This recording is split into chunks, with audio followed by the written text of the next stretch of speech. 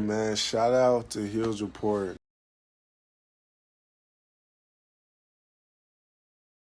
So, how you doing today? I'm good, man. How you doing? Pretty good. What country are you in right now? Right now, I'm in Portugal. Portugal. So, let me talk about that real quick. So, your pro career, how is that? You've been playing pro since 2011. What is that whole overseas life like? Uh, it's different, but at the same time, if you have an open mind, you just adapt to wherever you are. You have to learn different cultures. Most places I was in the beginning of my career, they didn't really speak English. Like in Japan and Argentina, Venezuela, there was not a lot of English, so you really had to adapt to, their culture. Whereas later in my career in Iceland and Israel and here in Portugal, a lot of people speak English, so it makes it easier for living, communication, and different things like that. So it just really depends on where you are and how equipped to English they are. Yeah. Kind of going on that. You're usually on a different team every year or every couple of years. Is it hard to move to a different part of the world and not knowing anyone there or not even knowing the same language? Yes and no. For most people, it is. For some people, it is. For me, I grew up only child, and I've always wanted to venture the world. So for me, it's a little different than speaking for everybody else because for me, I like new things. But the past 5 years before this year, I spent 4 years with the same team. Mm-hmm. So that made it a lot easier for me, when you kind of know that you're going back to the same team. I was on two-year contracts with Maccabi Haifa in Israel, so I was very fortunate to have that opportunity to, have the same location, same organization, know the fans, know the country, different things like that. And then, kind of going on, like you said, you're in Israel. Like some of those countries can be sketchy at times. Are you like nervous at all when you're in there? Like you feel safe No, from danger? I'm never really nervous. It's funny that CNN paints a whole different picture than where you're really living. And like Israel, yes, there was war, but it's certain sections and this, that, and the third. And it was funny, like one time my mother called me because of a stabbing in Tel Aviv, but what she didn't factor in her brain was we had like 6 murders in 2 weeks in Greensboro, North Carolina, and she's calling me worried about me for a stabbing in one day, and I'm worried more for her at home. Like she's worried for me when I'm away, but I'm like, Ma, you're at home, man. I'm worried for you. Since you're away from the state for so long, is it hard not being able to see your family for a long time? Yes, because my family is a very close knit family. Like every Friday, we do family barbecues and play cards and this, that, and the third. But at the same time, with technology and everything, I mean, I FaceTime them a lot. And even when they have a barbecue, somebody will FaceTime me and just put me in the corner.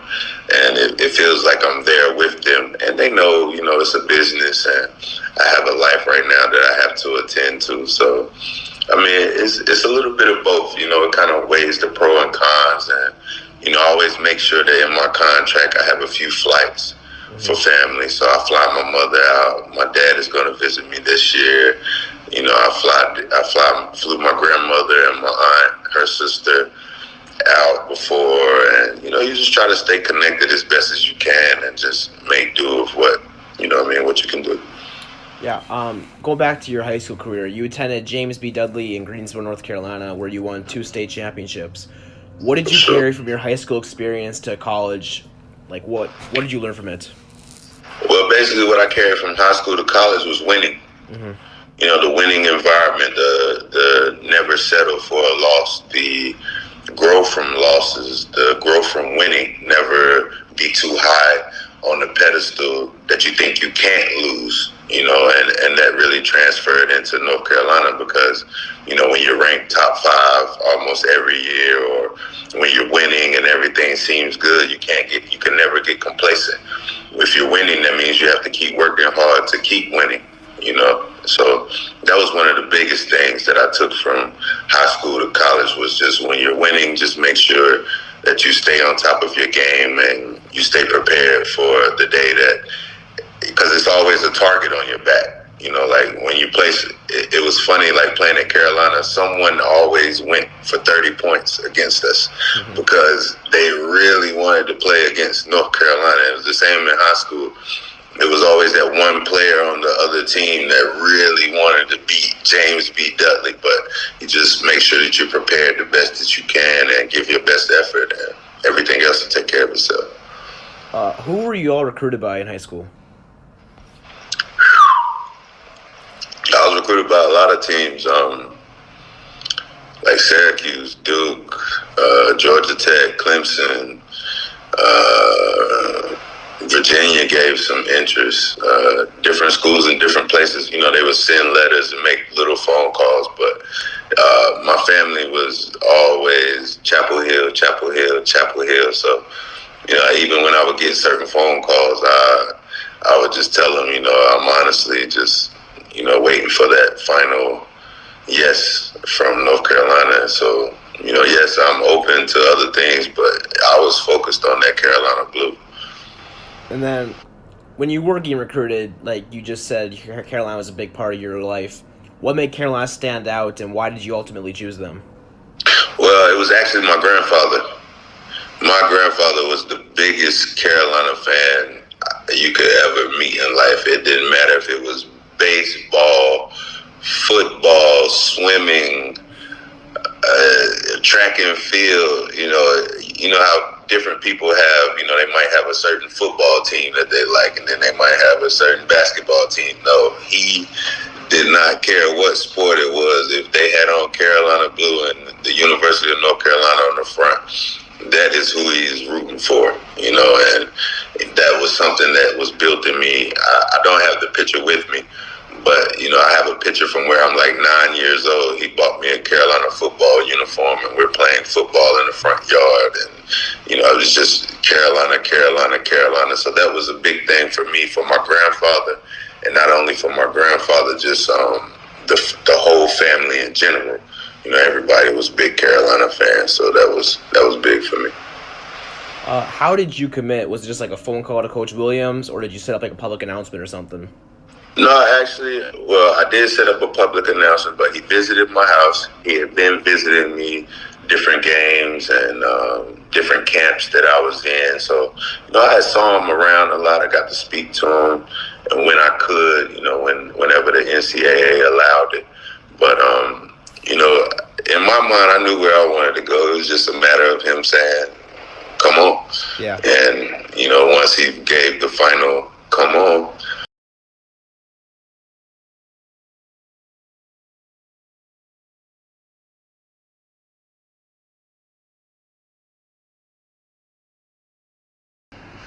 Okay.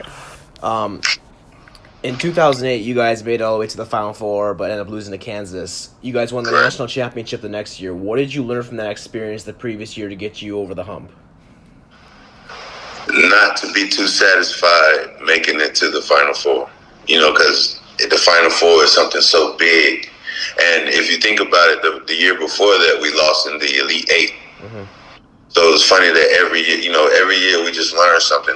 So it was an Elite Eight, then Final Four, then championship game. We won by 17 points or whatever, because the previous years, we learned to never be too satisfied with the different small accolades. You want the big prize, so you have to stay focused on the end of the road, if I could say it properly. But just staying focused, don't fall for the lights, and believe in yourself. But don't believe in yourself in a cocky manner, but believe in yourself with confidence and humbleness. Yeah. What was that moment like when the buzzer sounded and you guys realized you accomplished your goal and winning a national championship? It was crazy. For me, I was suspended, but I was still, happy for the team. I practiced every day. I still was a part of the team.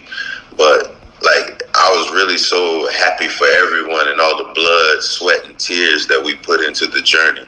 You know, all the extra shooting that we do at night, all the practice around official practice that we did, all the sacrifices that we made, you know, as far as, you know, just making sure we had our grades, the study hall on the road, you know, the different little things that everyone doesn't see that really goes into, you know, being focused and making sure that you have the right mindset to get the job done. And, you know, it was glorifying, and it was not like it took a lot of weight off your shoulders, but you just felt a lot of relief. Like you just feel good at the moment. And honestly, it makes you hungry for more. I know the next year it didn't turn out the way we wanted, but it does give you that sense of a hunger for more. What did you learn most from your Carolina playing days? What I learned most was putting the team first. And not only putting the team first, just Coach has this quote, it's been so many years, but it's like, you can't adjust the sails. You can't control the current, but you can adjust the sails. I know I'm probably messing it up, and that's so true in life in general. You know, you can't say if you're going to start ranked 10th. You can't say if you're going to start ranked first. You can't say if you're going to start ranked anything. But what you can do is put the work in that you have to individually and as a team. And individually, you have to put the work in to accommodate the team. You know, I've always been a pretty good three-point shooter, but what I saw that the team needed, or this, that, and the third, as far as defense goes, you just learn what you need to do more to be able to help the team more. You know what I mean? What can I better myself at to help the team more? And that's really one of the biggest things I learned from Carolina was the family, close-knit family, being a family and doing everything you can to be a better individual for the team. Yeah. What kind of a mentor was Coach Williams to you? Oh man, he was a great mentor. Like, I learned more stuff off the court with him through basketball than on the court. Because he always said I had a high IQ as far as basketball went. But you know, the things that he would compare life to with basketball, you learn so much more about life through basketball, and he was very great at that. Like, you know, a lot of times in our timeouts, he's probably not even drawing up a play. You know, he's telling you a life story that makes you go out there and do the play right. You know what I mean? Like, it has its differences, but similarities. Yeah, I met him for the first time 2 days ago at the Final Four, so that was pretty cool. Oh, for real? That was cool. Great, man. What was your favorite moment at UNC besides winning the national championship? Favorite moment? Probably the first time I walked into the Dean Dome for official practice. Mm-hmm. You know, like, just knowing that this is my number, this is my practice uniform, this is my jersey. You know, that was really big for me. Like, it's like a dream come true moment, but also at the same time very motivational to just fulfill the dream in the sense of keeping it going. Yeah. Do you stay in touch with your former teammates at all now?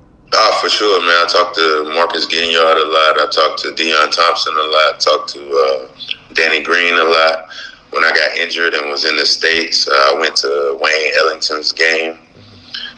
Alex Stevenson, Ed Davis, John Henson, a lot of people. You know, like I said, it's a family-oriented organization. So, you know, we stay in touch whether it seems distant or not. You know what I mean? A simple hello on social media. You know what I mean? We just do different little things because everyone has their own life. But yeah, for sure. I mean, it's no one's more than a phone call away. Yeah. And then you said you're 6 hours ahead of me right now, but right now, yes. Do you get to watch any of the Carolina games during the season? I do. I rarely sleep, so I do watch a lot of games. My coach now. I hope he doesn't get whiff of this interview because he'll be mad at me. But yes, I'm up, and if not, like I said, with technology in 2019, YouTube always has the condensed games for like 10 minutes. So if I don't catch it, I'm definitely up early in the morning looking for the condensed game just to get a glimpse of and a feel of how the game went, more than just looking at the stats on ESPN.com. And then I also heard that you're a rapper on the side. Tell me about that, how that started and everything. Well, I have a musical family. My mother plays the piano at church. My uncles, they were in a band. And so music has always been inside of me. I've always been writing poems since I was little. But, it's funny, just to be truthful, the life that we were living at Carolina, just chartered flights, and you're in Dallas at noon, have a game, and then you're back on campus at 8 p.m. It puts a lot into perspective, humbly, but at the same time, when you hear rappers talk about this, from a cocky standpoint, I can really say the same stuff from a humble standpoint, and it was just that. And definitely the suspension had a lot to do with it because I had a lot of free time on my hands. So, just to express my mind and to get things off my chest, I just started writing to music. And, it just developed from there. It was really more of a hobby just to express myself. And because I always, even in school, I always was into writing papers. You might not like to, but for me, writing was very therapeutic. So I just took different things in my life, and I like to write. I like music. I live this type of life. I love rap music. I love the stories that they're telling. Well, let me tell a story from my point of view. Yeah. And that's how it came. Final question. How do you want UNC fans to remember you from your UNC experiences to now? To now, the way that I want fans to remember me, honestly, because they know the whole story, is that I never gave up. I might not live the life that you thought for me, and I might not live the life that people expected, but at the same time, I never gave up on my life as a basketball player, my life as someone who gives back to the fans, as someone who interacts with the people. It's just more about, I learned a lot, even though I kept making the same mistakes in college or whatever. It transitioned me into such a better person for right now, and I can be the person that took the fall to help the next generation understand what's more important when you're younger. And that's how I want to be remembered, just as the person that took the fall for you, so you don't have to make the same mistakes. Yeah, for sure. I really appreciate you doing this, man. No doubt. Yeah, stay safe out there. All right, man. Thanks. Take care. Peace.